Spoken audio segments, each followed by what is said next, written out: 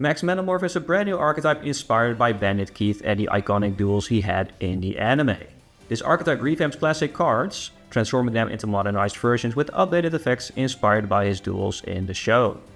First, we'll take a look at the deck profile, then I'll showcase some basic combos the deck can do, and finally I share my thoughts on what the deck still needs in terms of future supports. And now without any further ado, let's get started.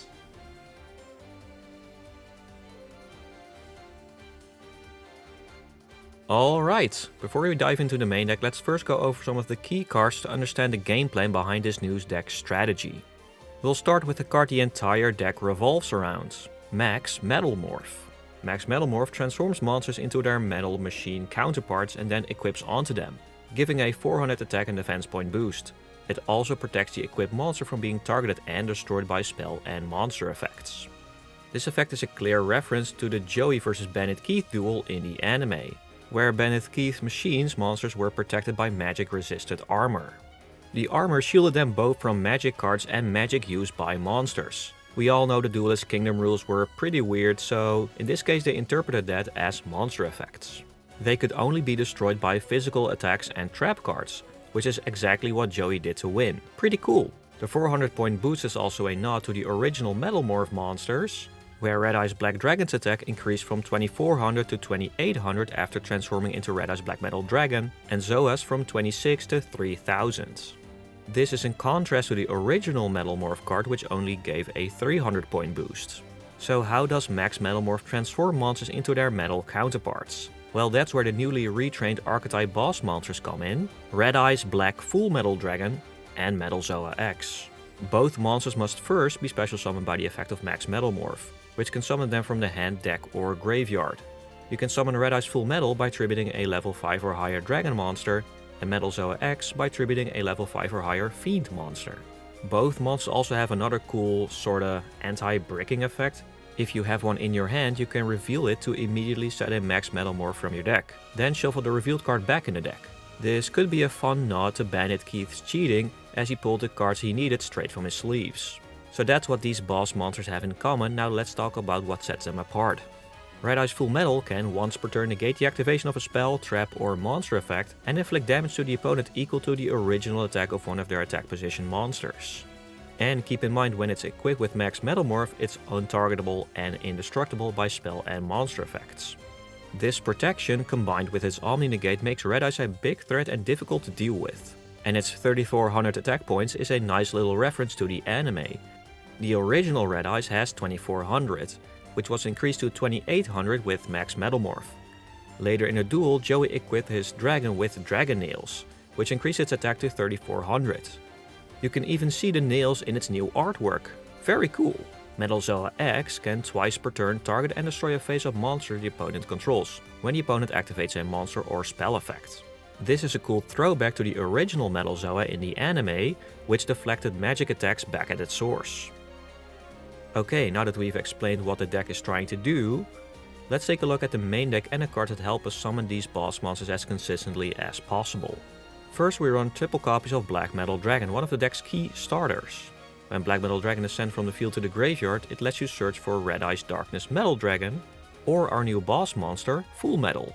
Darkness Metal can be special summoned by banishing a dragon you control, and once per turn it lets you special summon a dragon from your hand or graveyard. With just one Black Metal Dragon, you can easily make a Link 2 and search for Max Metalmorph, sending up the summon of your ultimate boss monster.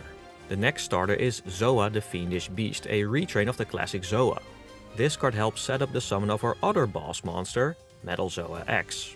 Zoa can set one Metalmorph trap from your deck directly onto the field. You can also normal summon it without tributing if your opponent controls a monster. It can be special summoned from your hand in defense position, but if there's no Max Metalmorph in your graveyard, the opponent can special summon one monster from their hand. I don't really like this drawback, and it's definitely the weakest starter in the archetype. The free special summon for the opponent might not be a big deal in a casual environment, which I believe Konami designed this archetype for.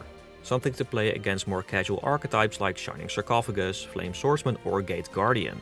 But I feel like this card would have been also be completely fine without this drawback, even in a more casual setting. It might be a reference to when Bandit Keith accidentally revealed Zoa as his set monster to lure Joey into attacking it. And for our final starter we have Metal Illusionist. Unlike the previous starters, which are designed specifically to summon their respective boss monsters, Metal Illusionist is much more flexible. It can summon either of them. You can declare a monster type, it becomes that monster type until the end of the opponent's turn, and its level increases by 4 during the opponent's turn only, making it a level 5 monster, which meets the summoning requirements for our Metalmorph boss monsters. This means that with Metal Illusionist you can decide which boss monster you want to summon. On top of that, it sets a Metalmorph trap card directly from the deck to the field when summoned, and if you already have a Metalmorph in the graveyard, it even lets you draw a card. So this is a cool and versatile starter and can be used to summon other boss monsters we get in the future. This card references Joey using Copycat to copy Bandit Keith's Metalmorph and transform his red eyes. Its effect to change to level 5 also seems to be a nod to Copycat originally being a level 5 monster in the anime. So that's it for the monsters, now onto the spells and traps. We play 3 copies of Incoming Machine and 1 copy of 1-for-1. Incoming Machine grabs from your deck or graveyard any monster that mentions Max Metalmorph, or a Metalmorph trap. And this effect is not once per turn, so if you draw into multiple copies of this card you can use them all. Additionally, if it's in a graveyard while Max Metalmorph is on the field, you can once per turn banish it to change one of your opponent's monsters from defense to attack position. This is another nod to the anime and is depicted in the artwork as well. Bandit Keith used Stop Defense to change Joey's X-rated to attack mode, before attacking it with Metal Zoa. 1-for-1 can special summon a level 1 monster straight from the deck by discarding a monster. So this card can summon out either Metal Illusionist or Black Metal Dragon. For the traps, we of course run triple copies of Max Metalmorph and 1 copy of Time Engine. Time Engine is always treated as a Metalmorph card and can special summon a monster after it's been destroyed by battle or card effects. If that monster is a level 5 or higher machine monster and you have another Metalmorph trap on the field or in the graveyard, it destroys all your opponent's monsters and deals damage equal to the original attack of the monster you just brought back. The card is a retrain of the classic Time Machine that Bandit Keith used, which Joey stole during his duel with Grave Robber. Joey utilized it to bring back his Red Eyes Black Metal Dragon after Keith had destroyed it by lowering its attack points. Time Machine returned it with its original attack points, which is echoed in the effect of Time Engine. After being brought back, it destroyed Keith's monster. This is probably the weakest card from this archetype, and the problem with cards like these is that you have to search for them, which means your opponent can see this coming from a mile away and play around it. I'm currently playing just 1 copy because Max Metalmorph is once per turn, and we have several ways to search for Metalmorph cards, making it often a free search. That said, I can definitely see this card being cut from the deck in future iterations, which is a shame given its awesome artwork. So that's it for all the Max Metalmorph cards. Since the archetype does not have a ton of support yet, we have a lot of room left in the deck to include other cards that synergize well with the strategy.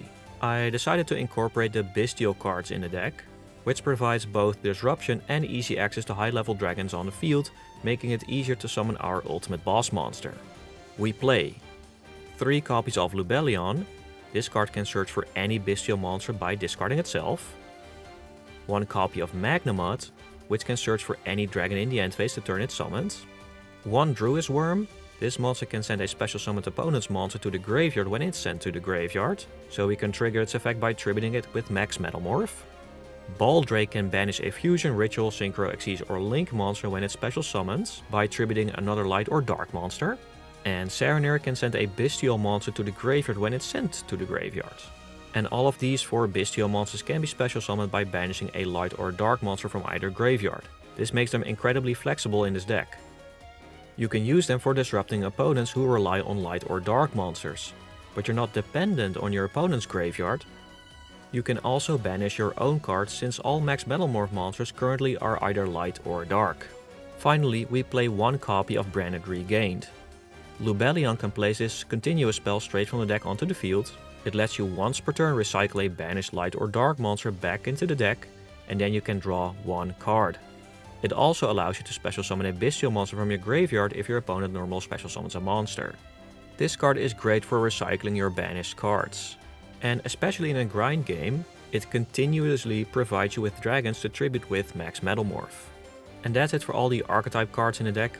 We're at 29 cards so far, leaving at least 11 slots open for hand traps and other versatile cards. like Pot of Prosperity and Triple Tactics Talents. Pot of Prosperity helps dig deeper into the deck, increasing consistency. And I decided to play Triple Tactics Talent to take advantage of Zoa's drawback, as allowing the opponent to special summon a monster for free usually triggers an effect. This makes Triple Tactics Talents live for drawing 2 cards, stealing an opponent's monster or looking at your opponent's hand. I've been able to bait my opponent during testing a few times, which felt very satisfying, just like Bandit Keith did to Joey in the anime. I also decided to play Crossout Designator and Called by the Grave, mainly to stop our opponent's Ash Blossom, because it can negate our Metalmorph from summoning our boss monsters, which hurts the deck a lot. For hand traps I'm running 3 Ash Blossom and 3 Infinite Impermanence, which also serve as targets for crossouts. And for the last card I'm playing in the main deck is Lord of the Heavenly Prison. This is the most recent change I made to this deck and I'm still testing, but I do like it so far. You can reveal this card in your hand and it stays revealed until the end of the opponent's turn. While this card is revealed, set cards cannot be destroyed by card effects. If a set card is activated while it's revealed, you can special summon it, then set a spell or trap directly from your deck, though that card is destroyed during the end phase of the next turn. The main reason for using this card is to cover one of the deck's weaknesses. Ideally, you want to go first and set up 2 Max Metalmorphs, one for the opponent's turn and the other for follow-up. However, since your opponent usually knows what's face down, they likely have something to deal with your back row. This card helps secure follow-up plays and ensures access to another boss monster the next turn. So I'm trying this card for now, but if you have better suggestions let me know in the comments, or if you want to play more hand traps you can of course do that instead.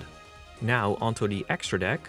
This archetype does not have any extra deck cards, so we can dedicate all the slots for utility. We're running a few Link 1s, Striker Dragon, Guard Dragon Pisty, and Relinquished Anima. These are mainly used to send Black Metal Dragon to the graveyard to get our plays going. The thing to keep in mind is that Pisty locks you into summoning only dragons while it's on the field, which can be a bit awkward to play around at times. Relinquished Anima can also send our level 1 Metal Illusionist to the graveyard and equip an opponent's monster it points to onto itself. So a nice extra utility option available in the extra deck. We also have a lot of Link 2s, starting with Heretic Seal and Nightmare Phoenix. Nightmare Phoenix can of course deal with a back row if we need to, and Heretic Seal is one of the best monsters to end on when going first. It can bounce any face-up card your opponent controls back to the hand by tributing itself, and when it's tributed it also special summons any dragon from the deck with its attack and defense reduced to 0. This is very useful for special summoning any of your bestials straight from the deck. We're also playing Dark and Lina to steal either a dark or light monster from the opponent's graveyard, setting up further link climbing into Nightmare Unicorn to spin an opponent's card back in the deck, or if you have SP Little Knight you can of course play that instead. Masquerena can summon a unicorn during the opponent's turn if we want to, and Celine can reborn a spellcaster from the graveyard, which can help us link climb into Access Code Talker, of course an overall excellent OTK machine. We have Underworld Goddess to help out getting rid of problematic monsters on the opponent's side of the field, because it allows us to use one of the opponent's monsters to link summon it. And to make it even easier, we have Moon of the Closed Heaven to use another one of the opponent's monsters for a link summon. Finally, we have Typhon, a great card for going second, since the Metalmorph part of the deck needs a turn to set up. Typhon can really help out when you need to play through your opponent's board. And that's it for the deck profile. Now onto the combos.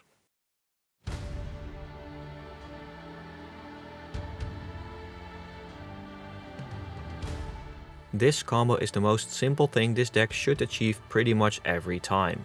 It's so simple you cannot even really call it a combo. It requires Metal Illusionist and or Zoa. We start by normal summoning Metal Illusionist, and when it's summoned it can set a Metalmorph trap card directly from the deck. So we grab the Max Metalmorph of course and set it. Then we change Metal Illusionist's monster type to Dragon. If you have Zoa in your opening hand, you can special summon it by allowing the opponent to also special summon a monster, unless you already have a Max Metalmorph in the graveyard, which you shouldn't have in most scenarios. Then its effect also sets a Metalmorph trap directly from the deck. So if I open up both of them, I like to set up a second Max Metalmorph for follow-up. But you could also set the Time Engine trap if you want to. Then we end our turn, and during the draw phase of the opponent, we can activate Max Metalmorph. Tribute either Metal Illusionist or Zoa and summon out their boss monster version, in this case Red Eyes Black Full Metal Dragon.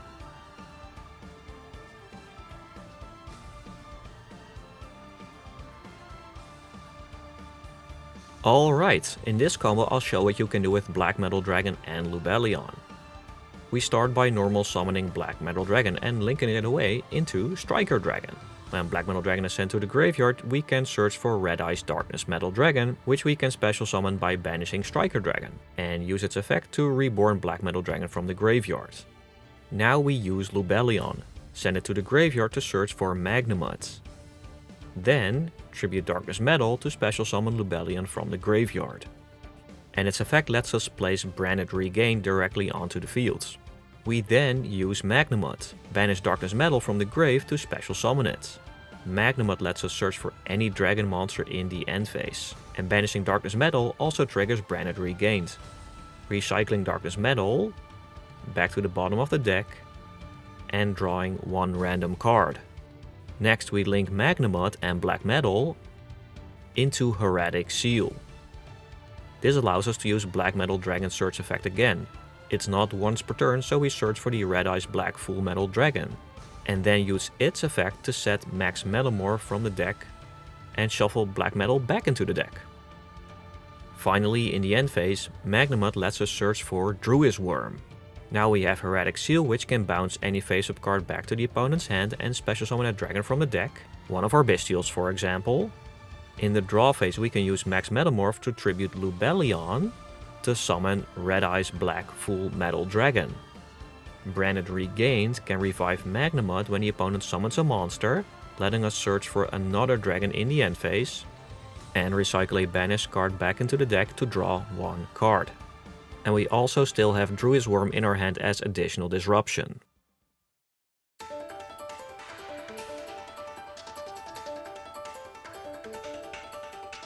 So those were some examples of what this deck can do with its first wave of support. While working on this video, Konami announced the cards for its second wave of support: Metal Flame Swordsman and Flame Metalmorph. Metal Flame Swordsman can be special summoned with Max Metalmorph by tributing a level 5 or higher warrior monster. It shares a similar effect to Red Eyes and Zoa, allowing you to reveal it in your hand, and then you can add any card that mentions Max Metalmorph from your deck to your hand, shuffling Metal Flame Swordsman back into the deck afterward. Unlike Red Eyes and Zoa, which can only set Metalmorph traps, this card searches for any card in the archetype. Metal Flame Swordsman gains 300 attack every time the opponent activates a card or effect, and if it does, it inflicts 500 damage to the opponent. When equipped with Max Metalmorph, it cannot be targeted or destroyed by monster and spell effects. So this card could be pretty difficult to deal with for certain decks that don't have a way early on in their combos to deal with this card. Its 2500 attack is a reference to the anime, where Joey equipped Salamandra onto Flame Swordsman, boosting its attack to 2500. The 500 burn damage is a reference to Joey losing 500 life points when the attack was deflected back at Flame Swordsman. The 300 attack gain could be a nod to the original Metalmorph, which increased attack by 300. So if the opponent does not deal with this monster, it can get absolutely huge and deal a ton of damage. Flame Metalmorph allows you to tribute one face-up monster you control that mentions Max Metalmorph to special summon a monster from the deck that mentions it, ignoring its summoning conditions. It also equips itself to the summoned monster, like Max Metalmorph. However, instead of providing protection from targeting and destruction by spell and monsters, this trap prevents the equipped monster from being destroyed by battle or card effects once. The artwork is another reference to the anime moment when Bandit Keith used Metalmorph to deflect Flame Swordsman's attack back at itself. In this new artwork, Flame Swordsman is doing the deflecting because it's been transformed by Metalmorph. Very cool! The new support addresses some of the current deck's weaknesses. One of the main issues is that the deck can typically only summon one boss monster per turn, because Max Metalmorph can only be activated once per turn. With the addition of this new Metalmorph card, we can now summon 2 out of the 3 boss monsters each turn, which could significantly improve this deck's potential. However, even with this new support, the deck has still some glaring weaknesses. The archetype struggles with the game plan when going second. A common hand trap like Ash Blossom can easily prevent you from summoning your boss monsters, shutting down the strategy. The archetype needs a way to apply pressure without relying entirely on its boss monsters and Max Metalmorph to bring them out. Hopefully future support can address some of these issues. I've seen quite a few disappointing comments about the initial and upcoming support, with people saying the cards aren't good enough. And I understand that sentiment, but it seems clear to me that this archetype isn't designed for a hyper-competitive environment. I think Konami is very intentionally creating archetypes like this for more casual play, reminiscent of Shining Sarcophagus, Flame Swordsman, Exodia, and Gate Guardian. It's a balanced way to play Yu-Gi-Oh! In a modern setting while still embracing nostalgia. I hope Konami introduces a specific format where archetypes like these can thrive. Because right now, if you bring one of these fun decks to a local tournament, there's nothing stopping your opponent from using a top tier deck like Yubel or Snake Eyes and utterly destroying you. Which is just a horrible playing experience, especially for new players or players who are returning to the game. I appreciate the design direction Konami is taking with these cards, but they really should create a format for these kinds of decks to prevent mismatched games from happening. Additionally, there needs to be a consistent flow of new cards for these archetypes. While I love the nostalgic design approach, there is a significant flaw with these decks, the limited amount of support. Even if you play all the archetype cards at 3 copies each, you still end up with only about half a deck. So what happens next? You fill the rest with the most powerful generic cards available, like Dimension Shifter, Lava Golem, Sphere Mode, or Super Polymerization. These cards can easily overwhelm opponents, which ironically makes the deck less suitable for casual play. This kind of approach ends up defeating the original purpose of these nostalgic archetypes in my opinion. Introducing a separate format balanced around the power level of these decks could solve this issue. At the same time, players who enjoy pushing decks to the competitive limit can still do that in the advanced formats, where it's always exciting to see just how far someone can take a nostalgic deck and make it viable in high-level play. I'd love to see more retrains of classic cards for this deck, like Slot Machine, Barrel Dragon, or Machine King. Barrel Dragon and Machine King, some of Bandit Keith's most iconic cards, are still missing after the second wave of support. I thought personally they would go with one of those. When I was a kid, I always thought Sarah the Mand was really cool, so it would be great if Konami gave that one a Metalmorph treatment as well. If you want to see the Metalmorph deck in action, my brother and I also recorded a live duel between Max Metalmorph and Joey's Flame Swordsman deck. That video should be up soon, so subscribe if you want to see that and don't want to miss out on any future videos. Let me know what kind of future support you'd like to see for this deck, drop your suggestions in the comments, and I see you later.